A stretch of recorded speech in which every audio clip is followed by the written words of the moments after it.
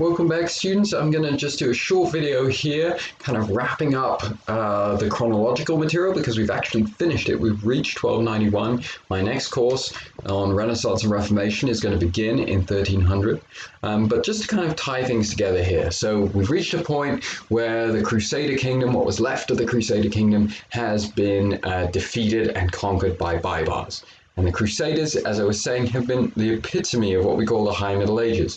Why? Because they combine papal leadership, the popes are the ones that call the Crusades, Frankish military leadership, because there are knights based in this Frankish tradition of feudal service, and lastly, monasticism, because of this idea of the Crusade as a way for knights to be monks.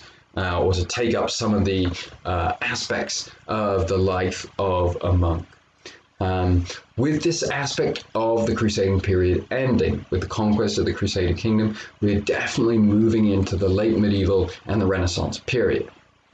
So that's for the medieval Christian world, the medieval Christian European, Western European civilization, one of these civilizations that we've been looking at. Great intellectual advances that are going to be the foundations for more intellectual advances, but in the end, militarily, they've been driven out of the Middle East. What about for the Islamic world? What about for the Muslim world? Changes as a result of the Mongol sack of Baghdad in 1258. It means that authority in this world will now be based on military legitimacy, military achievements rather than religious authority, and that cultural achievements will decline. And there will be, because of the invasions of the Mongols which came from the east, the Islamic civilization, or Islam's influence in civilization, will be concentrated around the Mediterranean. It's actually going to shift west because of the Mongols coming into the region. And so to the south, you're going to see the Mamluks, an Egyptian-based dynasty that controls much of the Middle East.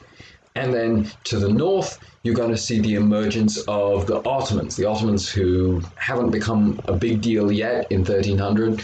We'll talk about them in the Renaissance and Reformation class, but they are going to have a major impact on the third of our medieval civilizations, the Byzantine Empire.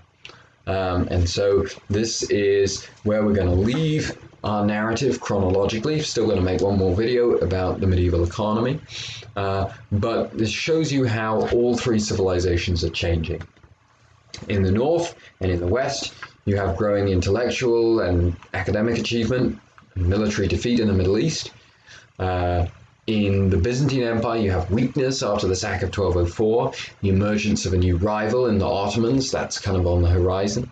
And then in the south, you have the loss of religious unity with the sack of Baghdad, but the emergence of a new military political leadership with the Mamluks.